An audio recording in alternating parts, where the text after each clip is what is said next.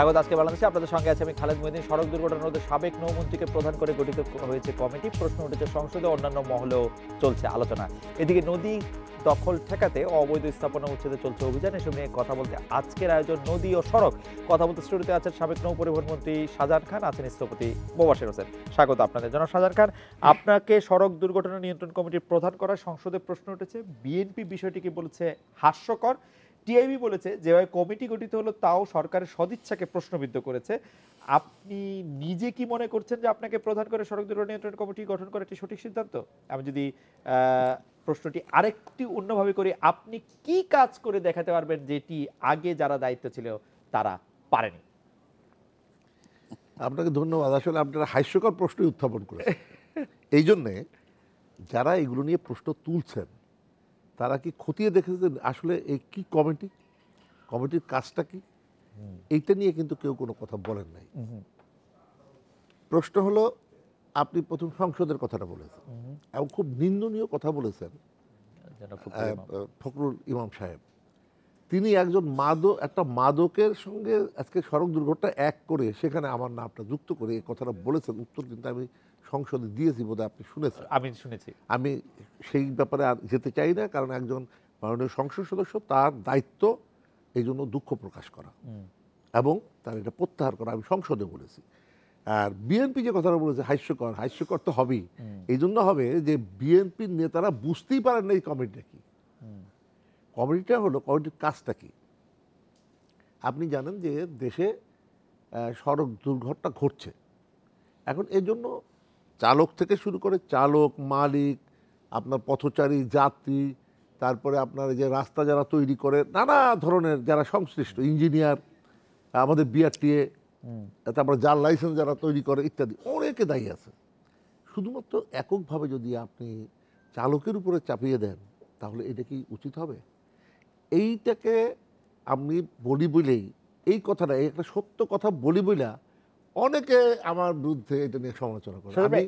আমি একটু মাঝখানে একটু বলতে পারি যে আপনি যেমন মনে করেন যে আমি আপনার এই বক্তব্যের সাথে সম্পূর্ণ একমত যে এই সকল কিছু চালকের উপরে চাপিয়ে দেওয়া, আবার আপনি কেন জানি চালকের কোনো দোষ নাই সেই জায়গাটার মধ্যে থাকতে চান। নো, এই যে আপনি বলছেন না, এটা কিন্তু আসলে অসত্য একটি কথা।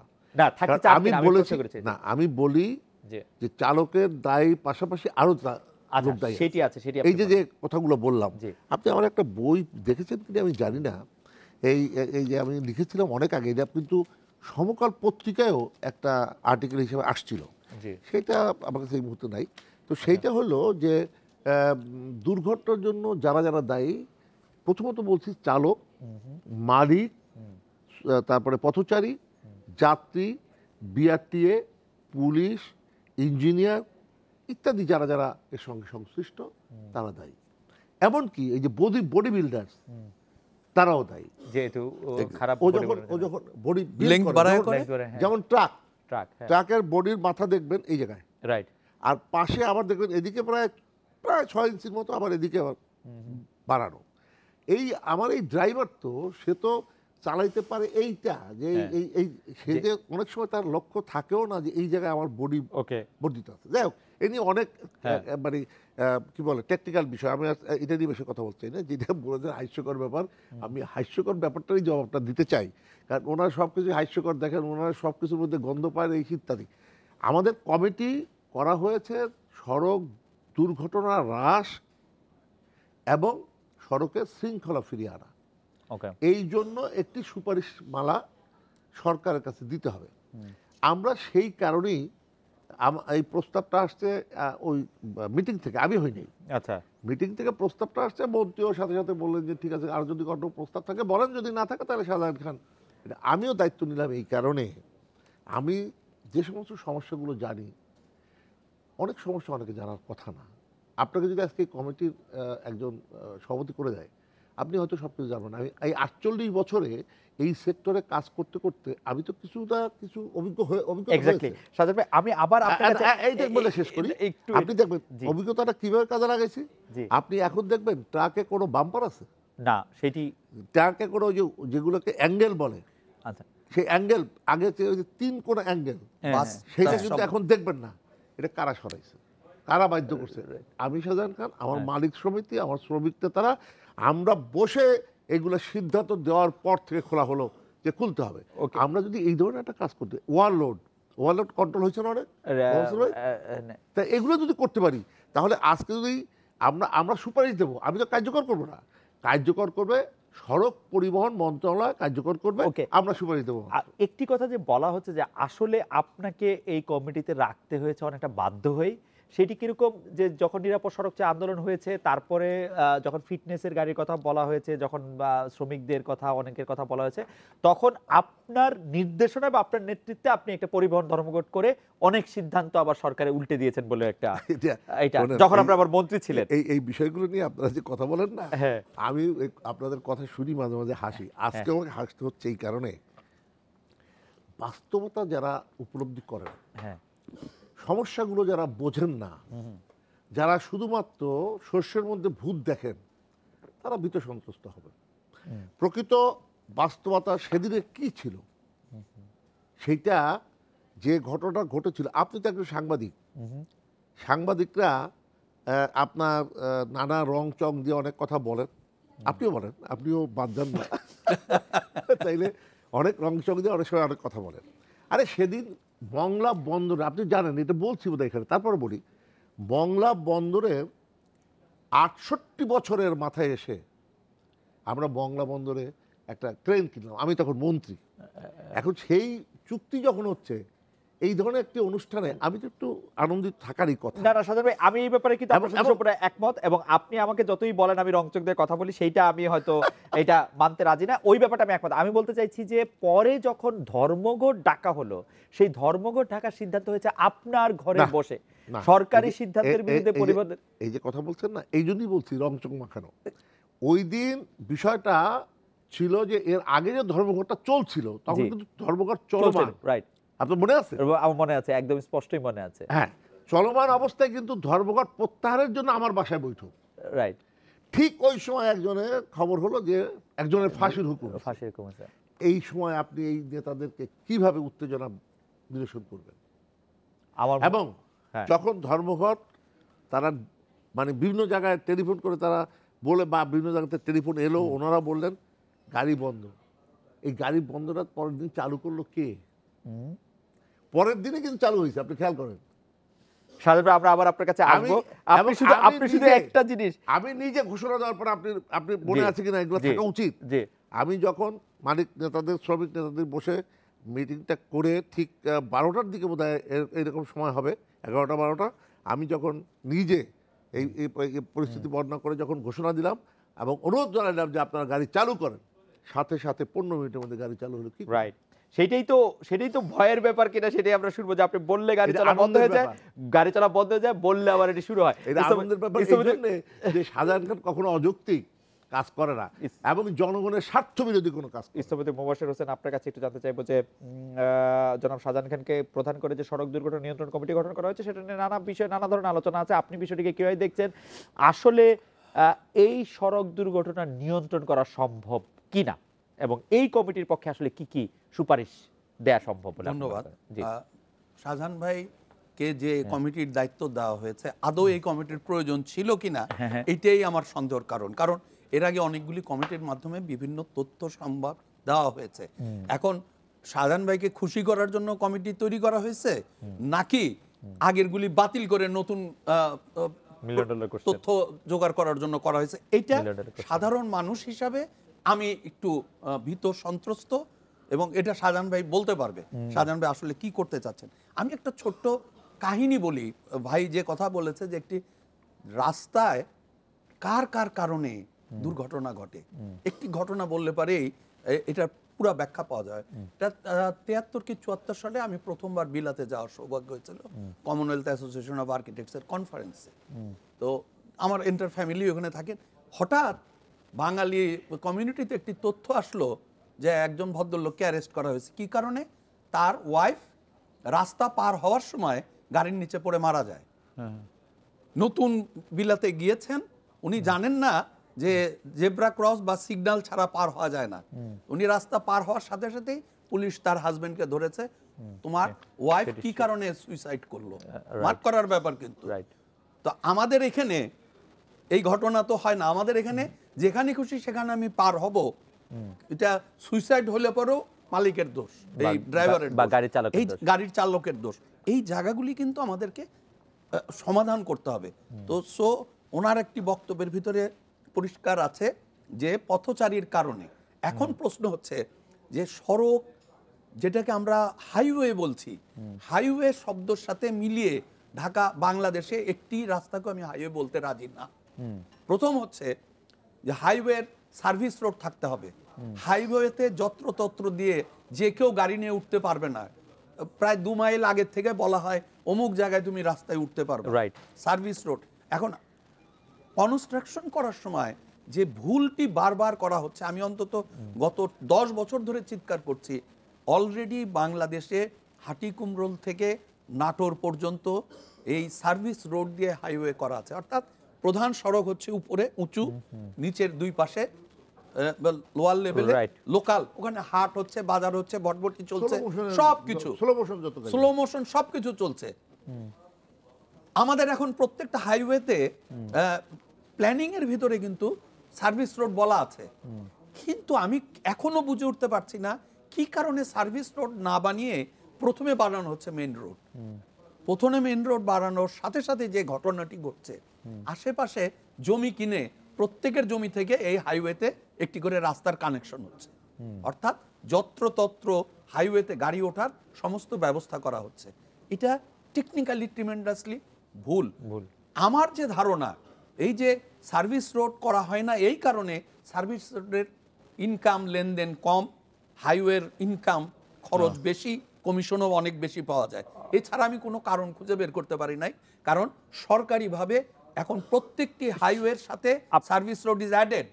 আপনি তো স্ট্রাকচারের কথা বলছেন, আমাদের দর্শকরা পরিবহন খাতে মানুষ যেখানে শ্রমিক মালিকের সেই জায়গা থেকেও একটু, হ্যাঁ, আমি ওই জায়গায় আসতেছি। আমাদের একটু, জি হ্যাঁ, আমি হাইওয়ের ব্যাপারটা কিছুটা জি, বোঝালাম। জি। এখন আসা যাক যে শাহজাহান ভাইয়ের কাছে আমি জানতে চাবো যে আপনি কি ঢাকা সহ এই কমিটিতে আছেন নাকি ঢাকাকে বাদ দিয়ে আছেন? ঢাকা শহর। ঢাকা সহ যদি আপনি থাকেন, আপনাকে আমি সহজভাবে একটি কথা বলতে পারি। আপনি যদি চান আগামী 6 মাসের ভিতরে ঢাকা শহরের যানজট 30 to 40% কমানো সম্ভব, শুধুমাত্র প্রপার প্ল্যানিং এর মাধ্যমে। আপনার রুট ফ্র্যাঞ্চাইজ করতে হবে। আপনি চিন্তা করে দেখেন যে ঢাকার কি বলে, ঢাকার চাকা পাইলট স্কিম করা হয়েছিল, ওখানে কিন্তু সব মালিকের গাড়ি সরিয়ে নেওয়া হয়েছে। কাউকে আর ট্রেনিং দিতে হয় না, নির্ধারিত জায়গায় মানুষ দাঁড়াচ্ছে, গাড়ি নির্ধারিত জায়গা ছাড়া কোথাও দাঁড়াচ্ছে না। কিন্তু পরিবহনের ক্ষেত্রে, এই ক্ষেত্রে যদি আপনি ঢাকার পরিবহনের কথা বলেন, সেটি আমি আসলে জনাব শাহজাহান খানের কাছে একটু জানতে চাইছিলাম যে সেটি তো আসলে খুব ক্ষমতাসীন না হলে সেইখানে আসলে গাড়ি চালানো সম্ভব না। আবার আপনি যেটি বলছেন পরিবহন ফ্র্যাঞ্চাইজ করা, সেটি তো অনেকবার উদ্যোগ নেওয়া হয়েছে, সেটি কি কারণে? আপনিও দু একটি কমিটি মেম্বার। আমি প্রায় 30টা মিটিং এর মধ্যে ছিলাম মালিকদের সাথে। প্রশ্ন হচ্ছে যে রুট ফ্র্যাঞ্চাইজ করলে আমরা প্রমাণ করে দেখিয়েছি এখন মালিকরা যে পরিমাণ আয় করে তার প্রায় দ্বিগুণ আয় করা সম্ভব। এবং আমরা শুরুতে এই এক্সিস্টিং গাড়িগুলি দিয়ে একটি গাড়ি একটি শেয়ার যদি আমরা হিসাব করি, তাহলে এই প্রবলেমটি সলভ করা সম্ভব। তবে কেন হচ্ছে না, এটার ভিতরে ঢুকতে যেসব তথ্য পেয়েছি সেটা আমার কাছে খুব কষ্ট দেয়। গাড়ির মালিকদের একটা বিরাট অংশ বেনামে এই গাড়ির ব্যবসার সাথে জড়িত। তারা কোনো অবস্থায় চান না। আমরা এই প্রশ্নটি যেন শাহজাহান খানকে করি, তাহলে আপনি কেন হচ্ছে না ওনাকে জিজ্ঞেস করেন। আমরা কেন হচ্ছে না সব রেডি অবস্থায় আছে, সব রেডি অবস্থা, এবং কোনো হওয়ার কোনো সম্ভাবনাও আর আছে কিনা সেটা আমরা একটু জানতে চাইবো। জনাব শাহজাহান খান, আপনার কাছে প্রশ্ন ছিল যেটি জনাব স্থপতি মোবাশ্বের হোসেন করছেন, যে ঢাকাতে আসলে রুট ফ্র্যাঞ্চাইজ করে পরিবহন চালানো সম্ভব কিনা, এবং সেই পরিবহন আসলে যেই সব মালিকদের বা শ্রমিকদের আমি ঠিক কবজায় বলাটা ঠিক হবে না, মানে যাদের দখলে বা যাদের আয়ত্তে আছে তাদের থেকে আসলে এটা বার করে নিয়ে আসা সম্ভব হবে কিনা। আচ্ছা, আমরা আমাদের যে দায়িত্বটা সেটা শুধুমাত্র ঢাকা নয়, সারা বাংলাদেশ, ঢাকা সহ। আর যে বিষয়টা বলছেন, উনি কিন্তু এইসব ব্যাপারে অত্যন্ত স্টাডি করেন এবং উনি ভালো জ্ঞানও রাখেন। আপনি ঠিকই বলছেন যে রুট ফ্রান্সাইজ করে এটাকে আমাদের অন্তত এই ঢাকা শহরে কিছুটা শৃঙ্খলা, এটা তো একটা দিক। কিন্তু ঢাকা শহরে যে আপনার পুরা দখল হয়ে আছে, ফুটপাত দখল হয়ে আছে, রাস্তার অর্ধেক দখল হয়ে আছে, সেটা কি করবেন? ওইখান থেকে যে স্কুলের বাচ্চাটা কি করে গাড়ির নিচে পড়ে? ওইখানে ফুটপাত আছে, যেখানে ফুটপাত আছে ও তো ফুটপাতে হাঁটতে পারে না, ফুটপাত দখল হয়ে আছে।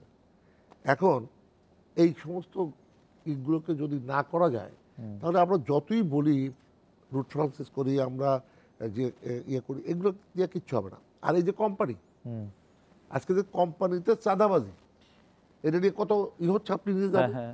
আর এই বিশৃঙ্খলা, গাড়ি ভাড়া দেওয়া শ্রমিকের কাছে, এই সমস্ত বিষয়গুলো কেন হচ্ছে? কে করেছে এইগুলো? এইগুলো করেছিল বিএনপির সময় নাজমুল হুদা, তখন যোগাযোগ মন্ত্রী। কিন্তু তারপর তো আপনার 11 বছর আমি বলি ঠিক আছে, ওই যে সিস্টেমটা করে গেল, ওই সিস্টেমের মধ্যে যারা ঢুকে গেছে, আর এইটা নিয়ে কিন্তু এখন যেভাবে আসছে, এতদিন কিন্তু এইভাবে আসে নাই। সমস্যাটা কিন্তু এখন, ওই সময় কিন্তু আমরা বলছিলাম এই কোম্পানি এইভাবে করেন না, তখন কিন্তু সাধারণ ভাই ফুটপাত যে দখল আছে, রাস্তা যে দখল আছে, এর জন্য বেনিফিশিয়ারি তো আপনারা, আপনার দলের লোকজন সেখান থেকে চাঁদা নিচ্ছে, সেটি আপনার পার্টি ফান্ডে যাচ্ছে, আপনার মিটিং এ বেশি লোক হচ্ছে, তারাই তো, সেই জন্য তো আপনারা তাদেরকে রাখছেন। আপনি এটা রাজনৈতিকভাবে যদি আলোচনা আনেন তাহলে কিন্তু এইটা আমার মনে হয়, কারণ এই কথা আপনি আরো অনেক দিন ধরে বলছেন যে এইটা আসলে উদ্ধার করতে হবে, কিন্তু আপনি পারছেন না কেন? এটাকে আমি ব্যক্তিগতভাবে মনে করি এটা করা উচিত, যত কঠোরভাবেই হোক না কেন। আমি যদি সদরঘাট থেকে 300 হকারকে রাতারাতি ওখান থেকে সরাই দিতে পারি, আমার বিরুদ্ধে মিছিল, মিটিং, আমার বিরুদ্ধে হাঙ্গার স্ট্রাইক হয়েছে, আমি কিন্তু ভোট আউট করে নেই। বরং ওখানে যেই পুলিশ ইন্সপেক্টর ওই হকারদেরকে নানাভাবে সহযোগিতা করছে গোপনে গোপনে, তাদেরও কিন্তু সেখানে সরাই দিচ্ছে। আজকে যে কারণে আপনি শুনবেন, ওই যে পল্টুনের হ্যাজের মধ্যে, হ্যাজ বুঝছেন, এই তো পল্টুন, এখানে একটা ফাঁকা থাকে না, ওইটার নিচে কিন্তু ফাঁকা। এই পল্টুনের হ্যাজের মধ্যে আপনার হকাররা মাল রাখে, গোডাউন, কেউ উদ্ধার করতে পারে না। আমি গোপনে আমার একটা অফিসারকে দিয়ে বলছি, তুমি খালি ইয়ে করে ভিডিও করে আনো। সে মোবাইলে এগুলো ভিডিও করে নিয়ে গেছে। পরের দিন বসে যে শান্তিং দেওয়া দরকার দিলাম, এবং তারপর এখন এই জায়গায় আর তাহলে কঠোরতাই হলো। আইনকে যদি কঠোরভাবে আপনি প্রয়োগ করেন তাহলে কেউ মানবেন না। আমরা একটু স্থপতি মহাশয়ের কাছে যাই। আর সবচেয়ে বড় জিনিস সচেতনতা, যেটা বলছিলেন, সচেতনতার কথা বলছেন, কিন্তু জনসাধারণ কিন্তু একটি খুব গুরুত্বপূর্ণ কথা বলছেন, স্কুলের বাচ্চারা রাস্তা পর্যন্ত আসবে কেন, সে ফুটপাত দিয়ে হাঁটবে, এইটা কেন আসলে? এটা চাইলেই করা সম্ভব। আমি ফুটপাতের লোকজনকে উচ্ছেদ করার কথা বলি না, আমি বলি যে তাদেরকে পুনর্বাসনের ব্যবস্থা করা যেতে পারে। এবং আমি যে কথাটা এখন বলবো সেটি হচ্ছে যে আমি প্রায়ই তোমার এখানেও কয়েকবার বলে গেছে যে আমি প্রতিদিন এই ঢাকা শহরে প্রাইম মিনিস্টারের সেক্রেটারিয়েটের সামনে প্রতিদিন আমি আইন ভঙ্গ করার শিখি। আমি প্রতিদিন ধানমন্ডি থেকে বের হই, বের হওয়ার পরে লাল বাতি যখনই জ্বলে তখনই পুলিশ আমাকে যেতে বলে। প্রতিদিন আমার ভিডিও করা আছে, পান্থপথে সব জায়গায় লাল বাতিতে আমাকে কি বলে টাইমারও ব্যবহার করা হচ্ছে। শুধু তাই না, আমার যতটুকু আমি শুনেছি পত্রিকার মাধ্যমে, প্রতি মাসে প্রায় 32 লক্ষ টাকা ইলেকট্রিক বিল দেওয়া হয় এই সিগন্যালিং লাইটের। তাহলে সিগন্যালিং লাইট সিটি কর্পোরেশন দিয়েছে, পুলিশ আর সিটি কর্পোরেশনের মধ্যে যুদ্ধের কারণেই কি এই একজন আরেকজনের অমান্য করছে? সহজ রাস্তা এটি বন্ধ করে দেন। বিদেশি মানুষদের কাছে আমাদেরকে আর কত হেয় করবেন যে পুলিশ লাল, এবং প্রতিনিয়ত তোমার কাছে আমার অনুরোধ, দেখবা লাল বাতি জ্বললেই কিন্তু ওনারা যেতে বলবেন। কিন্তু বাংলাদেশের মানুষ কিন্তু আইন মানা জানে, যদি আইনের কঠোর প্রয়োগ থাকে। প্রধানমন্ত্রীর সেক্রেটারিয়েটের পাশেই ক্যান্টনমেন্ট, এখানে একজন রিকশাওয়ালা থেকে আরম্ভ করে সবাই আইন মানা জানে। এমনকি একটি অনুষ্ঠানে আমি এই কথা যখন বলছিলাম, একজন মেজর জেনারেল সাহেব উঠে দাঁড়িয়ে বললেন, আমি সিটিং মেজর জেনারেল হিসাবে হাই স্পিডে গাড়ি চালিয়েছিলাম, মিলিটারি পুলিশ আমাকে প্যানালাইজ করে। বাংলাদেশের ইতিহাসে আমাকে দেখাতে পারবা যে কোনো এমপিকে পুলিশ ফাইন করছে, কোনো পুলিশ কমিশনারকে ফাইন করছে? চিফ জাস্টিসের বাড়ির সামনে দিয়ে উল্টা দিকে যাওয়া হচ্ছে। তাহলে এই যে আইনের প্রয়োগ না, যেটা ভাই নিজেই বললেন যে সব জায়গায় যদি আমরা সমন্বিতভাবে এই আইনের প্রয়োগটি করতে পারি, কিন্তু করতে পারার ক্ষেত্রে আপনার কাছে কি মনে হয় এটা বাস্তব সমস্যা, যে যেই কঠোরতার কথা শাহজাহান ভাই বলছেন, যে সেই কঠোরতা তো এমনিতে হওয়া সম্ভব না? কারণ তো সোনার পাথর বাটি, এরা আমার ভোট, এরা আমার হয়ে মিছিল করে, এরা আমার হয়ে চাঁদা তোলে, এরা আমার, তো আমি কেন তাদেরকে আমি উঠাবো? এখন প্রথম কথা হচ্ছে ইলেকশন কিভাবে হয়েছে, কি কেন আমি বলিনি, সেটা আমি বিবেচনা না নিয়েও একটি জিনিস আমি দৃঢ়ভাবে বলতে পারি, আগামী 5 বছরের মধ্যে এই সরকার যে কাজগুলি করতে পারে বাংলাদেশের জন্মপর থেকে আজ পর্যন্ত সেই সুযোগ কখনো তৈরি হয়নি। একেবারে কঠোর থেকে কঠোরতম ভাবে, যেটা প্রধানমন্ত্রী বারবার বলছেন, জিরো টলারেন্স। আমি একটা টক শোতে বলছি, মাননীয় প্রধানমন্ত্রী ইলেকশনের পর থেকে জিরো টলারেন্স না শুরু থেকে জিরো টলারেন্স, এটা সিদ্ধান্ত নিয়ে আপনি কঠোর পদক্ষেপ নেন। আগের অন্যায়ের বিচার করতে পারেন, অথবা ইলেকশনের পরের থেকে কোনো কিছুই আমি অন্যায় হতে দেবো না।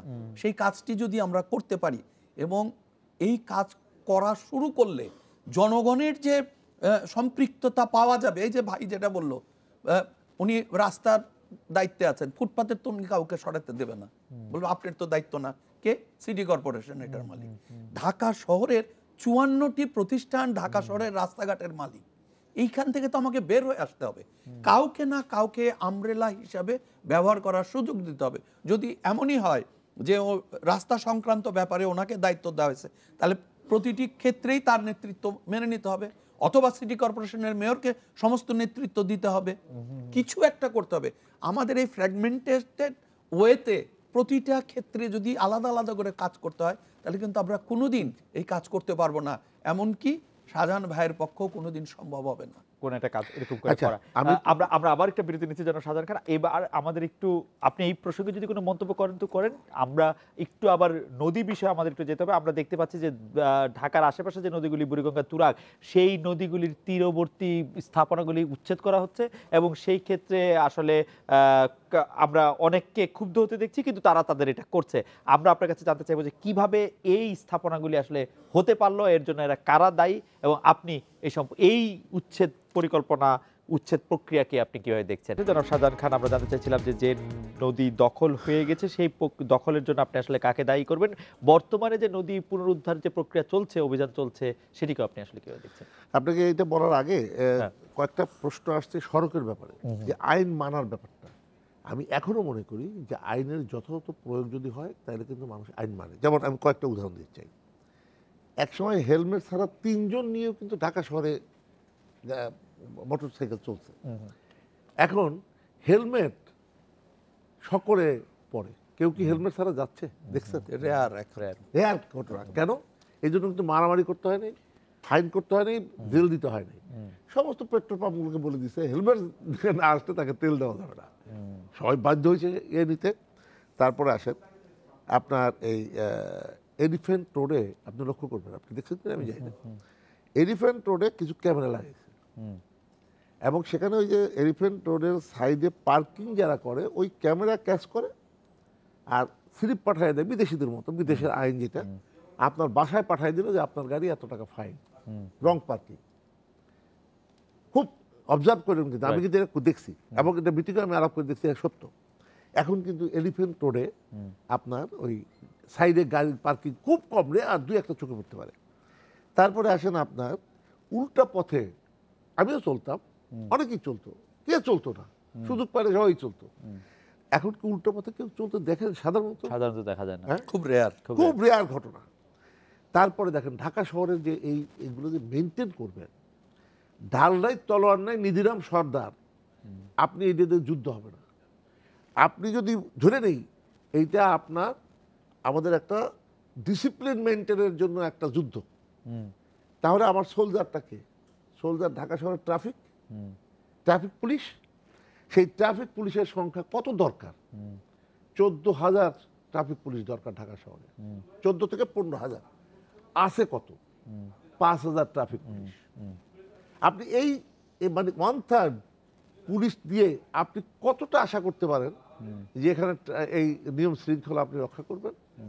এই যে শর্টেজগুলো, এগুলোকে কিন্তু আমরা এই রিকমেন্ডেশনের মধ্যে আনবো এবং অবিলম্বে করতে হবে। যতদিন না পারা যাবে, আমার ব্যক্তিগত ওপিনিয়ন আমি বলি, যতদিন আমি এই ট্রাফিক পুলিশ না দিতে পারবো আমার এই পর্যায়ে, ততদিন আমাকে কমিউনিটি পুলিশ, তাদেরকে বেতন ভাতা দিয়েই ওই কমিউনিটি পুলিশ শর্ট টাইমের জন্য তাদেরকে দিতে হবে, ডিসিপ্লিন নিয়ে আসার জন্য। কিন্তু আপনি তো সরকারে ছিলেন, আপনি ক্যাবিনেটে 10 বছর দীর্ঘ ছিলেন, যে 5000 পুলিশ আছে, এটা ট্রাফিক বহুবার পুলিশ। বলছি, এগুলো কিন্তু বহুবার বলা হয়েছে। না, সেগুলি সরকারের না মানতে না, অসুবিধা সরকার কোথায়? দিচ্ছে তো, আপনি যে একটা বাড়ানে আপনি নিজে দেখেন নাই, না। এই 10 বছরের হিসাব করেন যে কত আমরা বাড়াইছি পুলিশ। আচ্ছা, তাই সেটা হলো যে প্রতিদিন আমাদের যে নেসেসিটি সেটা তো আমরা শর্ট টাইম আচ্ছা, করতে আমরা যদি নদী নিয়ে আপনি বলেন, যদি। নদী নিয়ে কথা বলছেন, আপনাকে ধন্যবাদ। যে আসলে নদীর দখল দূষণ এইটা আমি মনে করি যারা করে তারা একটা প্রাণ হানি করতেছে। নরহত্যা যেমন করে 71 সালে যারা রাজাকার ছিল, নদীর একটা প্রাণ আছে। যদি নদীর প্রাণই না থাকবে তবে কবি এই গান লিখবে কেন, এই কবিতা লিখবে কেন যে একটা গান আপনি শুনছেন, ও নদীরে তুই যাস কোথায় রে? আচ্ছা, না, মনে মানে পড়ে। নদী নিয়ে আসলে আচ্ছা, অনেক গানই আছে। অনেক অনেক অনেক অনেক হ্যাঁ, গানটা আছে, কিন্তু একটা খুবই ইয়েটা হলো এই পদ্মা, এই মেঘনা, এই যমুনা নদীর জি। নদীর তীরে এই আর রাখাল ইত্যাদি। তারপরে রাখাল গান ওইটার গাইতে মধ্যে যে রাজা। আমি যেটা বলতে চাইছি সেটা বলছে নদী এদেশের রমণীগুলো নারীর মতো, নারীর মতো, নদীগুলি। নদীও নারীর মতো কথা কয়। তারপরে এই যে নদীর যে কুলো কুলো শব্দ, রাইট। সেটিকে নারীর কণ্ঠের সঙ্গে এটা তুলনা করছে। তাহলে আমি যদি ধরে নেই নদীর একটা প্রাণ আছে, সেই প্রাণকে যারা হত্যা করছে, আমি তাদেরকে বলতে চাই যে 71-এর প্রাণ হত্যাকারীরা, গণহত্যাকারীরা যদি রাজাকার হয়ে থাকে, কিন্তু সাজাদ তাহলে ভাই, এই যুগের রাজাকার হলো এরা, যারা এই কিন্তু সাজাদ নদীর ভাই, আপনি হত্যা করতেছে। সাজাদ ভাই, আপনি এখন যে কাজগুলো আমি করেছি, রাইট, যে কাজগুলো ইতিমধ্যে করেছি আপনি জানেন, দখল মুক্ত রাখার জন্য ঢাকার শহরে এই যে চারদিকে প্রথমেই কিন্তু মাননীয় প্রধানমন্ত্রীর নির্দেশনা আমি এই ওয়াকওয়েটা শুরু করলাম। জি। 20 কিলোমিটার ওয়াকওয়ে সম্পন্ন করেছি, 50 কিলোমিটার ওয়াকওয়ের কাজ কিন্তু এখন চলমান। এর ফলে যে নদীর দখলে যে প্রবণতা অনেকটা কমে গেছে। কিছু কিছু বিল্ডিং আছে যেগুলো নদীর জায়গা দখল করে, এগুলো অনেক আগে, এটা আমাদের সময় তা না, আমরা চিহ্নিত করেছি, সীমানা পিলার দিয়েছি, সীমানা পিলারকে আবার তুলে ফেলে দূরে সরাই আনা গেছে, এমনও ঘটনা আছে। সেই সীমানা পিলার দেওয়ার আগে এই পদ্ধতি ছিল না, আমি মন্ত্রী থাকা অবস্থায় এটা করে এসেছি। এখন সেই সীমানা পিলারের ভিত্তিতেই আমরা পরিমাপ করে দেখলাম যে শুধু কামরাঙ্গীর চরে 53টা ভবন, যেটা নদীর মধ্যে, আপনি ছবি আপনারাই দেখেন, রাইট। ছবির মধ্যে লক্ষ্য করবেন, বোঝাই যায় যে এটা নদীর মধ্যে। এবং অদ্ভুত ব্যাপার হলো রাজুকেরও কিন্তু কোনো অনুমোদন নাই, না, তা নাই। এদেরকে নোটিশ দেওয়া হয়েছে বহুবার। হ্যাঁ। আমরা নির্বাচন আগের থেকে নোটিশ দিতে দিতে এই এখন সেটাকে বাড়ি ভাঙার কাজটা শুরু হয়েছে। সাজাদ ভাই, ফ্যাক্ট রিমেন্স যে আপনি দোর্দণ্ড প্রতাপশালী মন্ত্রী, আপনি সদরঘাটকে এরকম করেছেন, কিন্তু আপনার সময়ে এইগুলি হয়েছে বা এগুলি থেকেছে, এগুলি ভাঙা হয় নাই। আপনার কোথায় আটকে ছিল? আপনি কি আসলে এই ভূমি না, আমার সময় আটকে ছিল না তো। না, মানে আপনি তো ভাঙেন নাই। না, আমার সময় যে কাজটা আমি করেছি, আমি কিন্তু এটা দিয়ে আপনাকে একটু বলতে চাই। জি। আগে এই অবৈধ স্থাপনা উচ্ছেদ করতে গেলে পুলিশ ম্যাজিস্ট্রেটের উপরে ঢিলাঢিলি করতো, তাদের বিরুদ্ধে মিছিল করতো। এইটার বিরুদ্ধে যে পদক্ষেপটা আমি নিলাম, সেটা হলো আপনার মনে থাকার কথা, আমি মন্ত্রী হওয়ার পর নদীর পাড় দিয়ে অনেক প্রোগ্রাম করলাম, জনসভা করলাম, আপনার মনে থাকার কথা। অর্থাৎ আমি এই কাজটা করলাম এই জন্য যে সচেতনতা সৃষ্টি করার জন্য, যে নদীকে ধ্বংস করতে দেওয়া যাবে না। এই যারা নদী দখল করছে এইভাবে কথা বলে তোলে, আমি মানুষকে সচেতন যখন করলাম, তারপরে যখন ভাঙতে গেছে, এখন কিন্তু আর দেখবেন যে ঢিলাঢিলি কেউ করে না। আপনি কি এরকম কথা শুনেন যে জনাব শাহজাহান খান থাকলে এগুলি ভাঙা হতো না? না, আমি এগুলো শুনিও নাই, আমি মনেও করি না, আমি শুনিও নাই, মনেও করি না। আমি যেটা করতে চেয়েছি, জি, আমার দেশের মানুষের জন্য, আমি একজন মুক্তিযোদ্ধা হিসাবে জি, দেশের মানুষের প্রতি, দেশের প্রতি দরদ ইনশাল্লাহ অনেক অনেক বেশি, ওকে, একজন মুক্তিযোদ্ধা হিসাবে। সুতরাং আমার দায়িত্ব দেশ এবং জনগণকে রক্ষা করা। তার জন্য যে যে কাজ করছে, আপনি সদরঘাটের কথা উল্লেখ করেছেন, আপনাকে ধন্যবাদ। এখন সদরঘাটে গেলে একটা পরিচ্ছন্ন অবস্থা, ওই যে মানুষ একসময় কইতো যে উপরে ফিটপাট, ভিতরে সদরঘাট, আর আমি ওইটাকে পাল্টাই বলি, ফিটপাট চলে আসুন সদরঘাট। না, খুবই সদরঘাট খুবই চমৎকার, এবং সদরঘাটের চারপাশে আসলে অনেক কিছু অনেক ভালো হয়েছে সেগুলি। আমরা স্থপতি মোবাশ্বের হোসেনের কাছে একটু আসতে চাই। স্থপতি মোবাশ্বের হোসেন, আমরা একটা বিরতি নিয়ে আপনার কাছে আসবো। আমরা জানতে চাই যে যারা নদী দখল করেছিল এবং নদীতে যাদের সম্পত্তি, বিল্ডিং তাদের ছিল, তাদের আসলে শ্বেতপত্র প্রকাশ করার দাবি আমরা জানাবো কিনা, আমরা এইটি দাবি জানাবো কিনা যে কাদের প্রশ্রয়ে, আশ্রয়ে, ক্ষমতান্বিত হয়ে যা কারা এখানে বাড়ি বানিয়েছিলেন। জনাব মোবাশ্বের হোসেন, আপনার কাছে জানতে চাইছিলাম যে যারা আসলে, যাদের কারণে নদী এতদিন দখল হয়ে থাকতে পারলো, তাদের নাম আমরা জানতে পারবো কিনা এবং কারা তার পিছনে আছে। না, প্রথমে আমি ওই কারণ ডিসমেন্টালিং চলছে বিল্ডিং, বিরাট বিরাট বিল্ডিং 10 তলা পর্যন্ত আছে। একটি তথ্য তোমাকে আমি দেই, গ্রেটার ঢাকা যেখানে 4টি নদী সহ ঢাকাকে ধরা হয় রাজুকের আন্ডারে, রাজুকের আইনে বলা আছে যে একটি বড় গর্ত খুঁড়তে গেলেও রাজুকের অনুমোদন নিতে হবে। আরেকটি তথ্য তোমাকে জানায়, পৃথিবীতে সব কাজ গোপনে করা সম্ভব, সব এভরিথিং লোকের চোখের অন্তরালে করা সম্ভব, except the construction of A building. Even মাটির 100 ফিট নিচেও যদি তুমি কনস্ট্রাকশন করতে চাও, তাহলে তোমাকে বিল্ডিং মেটেরিয়াল প্রথমে সামনে আনতে হয়, হুট করে সেগুলি গায়েব হয়ে যায়। Satellite is monitoring the whole thing. তাহলে আমার প্রশ্ন, সকালবেলা শুরু করে কি 10 তলা বিল্ডিং বিকালবেলা শেষ করা হয়েছে? না। তাহলে যার এই বিল্ডিং এর কনস্ট্রাকশন দেখভাল করার কথা, বৈধ এবং অবৈধ যাচাই করার কথা, তারা ফেল করলো কেন? আমি এই বিল্ডিংটি ভাঙার আগে আমি অন্যায় করেছি, যে আমাকে অন্যায় করতে প্ররোচিত করেছে, সহযোগিতা করেছে, সজ্ঞানে অথবা অজ্ঞানে, তার ব্যাপারে কোনো পদক্ষেপ নেওয়া হচ্ছে না। প্রতিটি বিল্ডিং ভাঙার আগে রাজুকের কাছ থেকে তথ্য নেওয়া উচিত। কেন তোমরা এই বিল্ডিং হতে দিলা? এটা কি সকালবেলা শুরু করে বিকালবেলা হয়েছে? যদি তা না হয়ে থাকে তাহলে তোমরা তোমাদের দায়িত্ব পালনে ব্যর্থ হয়েছে। এটা ছোট রাজুক যে কথা কথা বলে যে আমাদের এত জনবল নাই, ফাইন, রাজুকের জনবল নাই। আজ পর্যন্ত তোমার কাছে রাজুকের কোনো চেয়ারম্যান বলেছে যে আমাদের জনবল নাই, ফ্লাইওভার বানাবো না, এটা রোডস এন্ড হাইওয়েজ কে দিয়ে দেন, দে আর এক্সপার্ট? তখন কিন্তু সব প্রণোদিত হয়ে ঝাঁপায় পড়ছে। রাজুক কি কখনো বলেছে housing and settlement is there, আমার জমির ব্যবসা করার দরকার নাই, আমাদের লোকবল নাই? কোনোদিন কি বলেছে? তাহলে এই দুইটি ক্ষেত্রে যদি তাদের লোকবলের অভাব না হয়, তাহলে এইখানে তাদের আগ্রহ কেন? আমাকে এটার উত্তর দিতে হবে। এই সেম আগ্রহের কারণেই এই যে 20 তলা বিল্ডিং ওঠে, আমি সোজাসুজি বলি, ইয়েদের বিজিএমির ভবনটি যেখানে সমস্ত সেক্রেটারি সাহেব, মন্ত্রী, প্রধানমন্ত্রী সবার যাতায়াত চলে, এমনকি 2 প্রধানমন্ত্রী এই ভবনের ফাউন্ডেশন এবং উদ্বোধনের মধ্যে ছিলেন। প্রধানমন্ত্রীদের কাছে কোনো মানুষ, সরকারের কোনো প্রতিষ্ঠান 2 প্রধানমন্ত্রীকে জানায় নাই যে আপনারা এখানে যাবেন না, এটি অনুমোদিত। কেউ কি বলেছে? আমি স্বয়ং মাননীয় প্রধানমন্ত্রীকে জিজ্ঞেস করেছিলাম, বলার কারণে উনি আমার অনুষ্ঠানে দাঁড়িয়ে বলেছিলেন বিজেপি ভবন বাংলাদেশের বুকে বিস্ফোরা। আমি খালি বলছিলাম যে মাননীয় নেত্রী, আপনারা 2 প্রধানমন্ত্রী যদি এই অবৈধ কাজের সাথে সম্পৃক্ত হয়ে যান তাহলে আমরা কাজ করব কিভাবে? উনি ওনার বক্তৃতা, লিখিত বক্তৃতা ফেলে দিয়ে উনি বলেছিলেন যে বাংলাদেশের বুকে বিজেপি ভবন একটি বিস্ফোরা। তাহলে তার কাছে তথ্য দেওয়া হয় নাই? রাজুকের চেয়ারম্যানও অনুষ্ঠানে গেছেন, ওয়ার্ডস মিনিস্টার গিয়েছেন, প্রধানমন্ত্রীর সেক্রেটারিয়েটে কোটি টাকা স্যালারি নেয় তার বিভিন্ন কর্মকর্তা কর্মচারী ছিলেন, কারো সাহস হলো না যে অবৈধ ভবনে মাননীয় প্রধানমন্ত্রী আপনি যেন না? কেন বলা হয় না? তাহলে এগুলির বিচার তো হচ্ছে না। আমি তো মনে করি এইসব বিল্ডিং ভাঙার আগে যাদের দায়িত্ব ছিল এগুলি ধরার, তাদের বিচার করতে হবে। আমার পুলিশের সামনে ডাকাতি হবে, পুলিশকে আমরা কিছুই বলবো না যদি ওনারা এই অকাজ করেন। আপনি বিআইডব্লিউটি এর দায়িত্ব কিরকম দেখেন? যে বিআইডব্লিউটিও কি এটি আসলে দেখে? এটা বিআইডব্লিউটির অনেক তথ্য জানতাম না। এই ঘটনা, এই যে ভাঙার কাজ শুরু হওয়ার পরে বিআইডব্লিউটির চেয়ারম্যানের কাছে অনেক তথ্য জানলাম। বিআইডব্লিউটি নদীর কিন্তু মালিক না, ওনাদেরকে বিভিন্ন অংশ লিজ দেওয়া হয়। কে দেয়? ডিসি সাহেব দেয়, ভূমি মন্ত্রণালয় দেয়। তাও পারপাসটি কি? সেখানে টাস্ক ফোর্সের মাধ্যমে ওনারা সব প্রণোদিত হয়ে এই কাজগুলি করেছেন। They must get appreciation for that.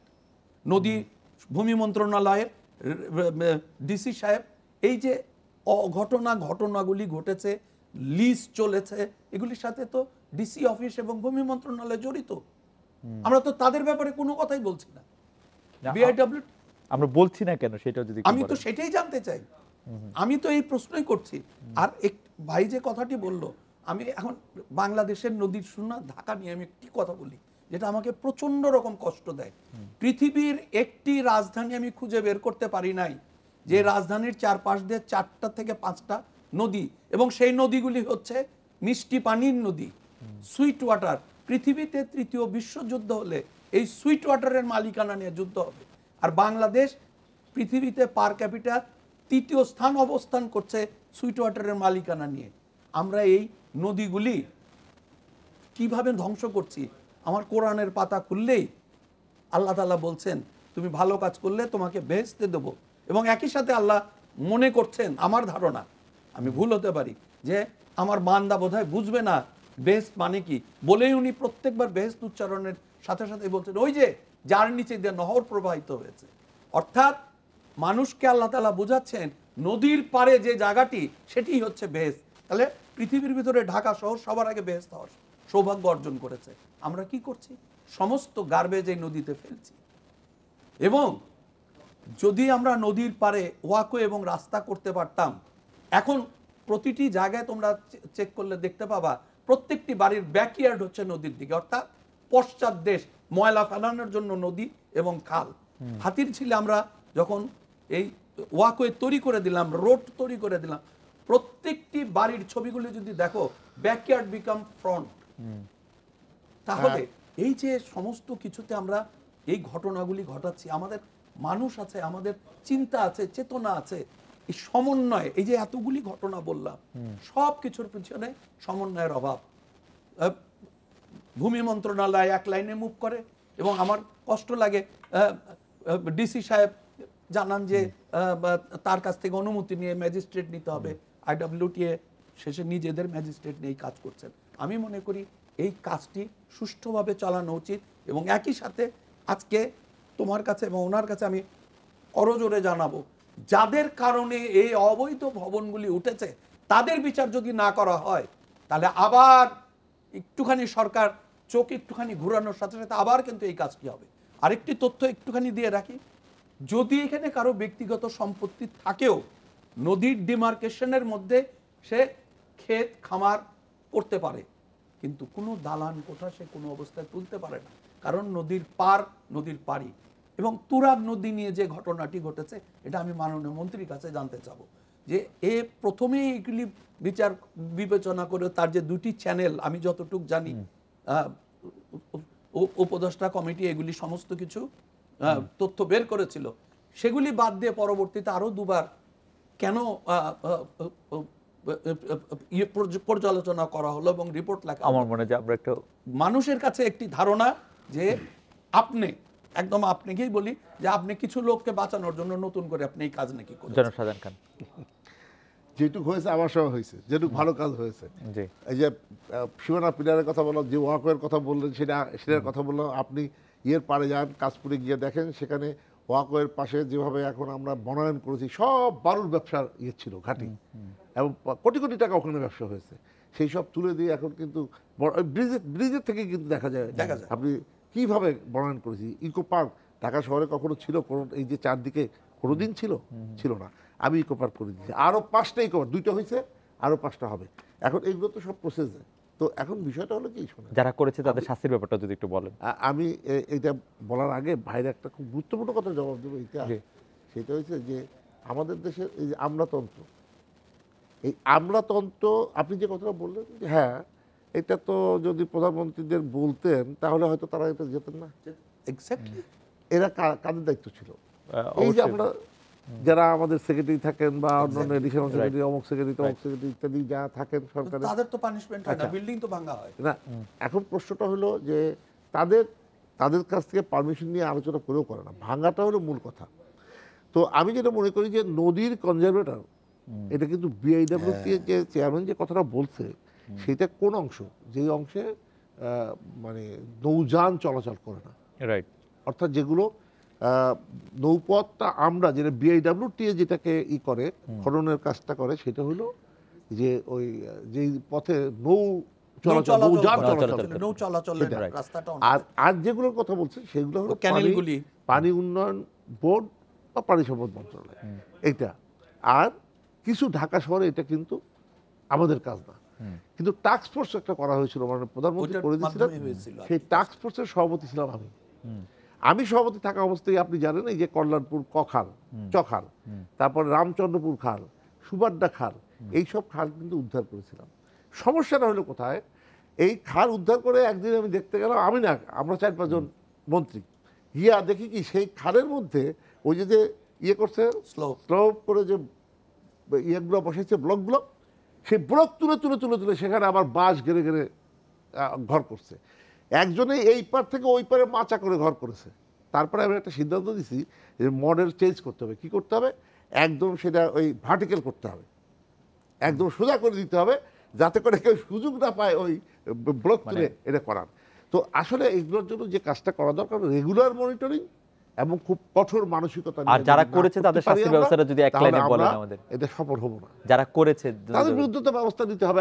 আইনও পরিবর্তন হয়েছে এই জন্য। আচ্ছা, আইনানুগতার ব্যবস্থা নেওয়ার কথা, এবং সেগুলি যদি সবার সামনে প্রকাশ হয় তাহলে লিস্ট নিশ্চয়ই প্রকাশ হওয়া উচিত। যারা ভায়োলেট করেছে তাদের নামের তালিকা, শ্বেতপত্র, জনগণ জানুক কারা ক্রিমিনাল, কারা ক্রাইম করে। রাইট। জনাব শাহজাহান খান, স্থপতি মোবাশ্বের হোসেন, আপনাদের দুজনকে অনেক ধন্যবাদ। এই ছিল আজকে বাংলাদেশে দেখা হচ্ছে আগামীকালে এই সময়। শুভরাত্রি।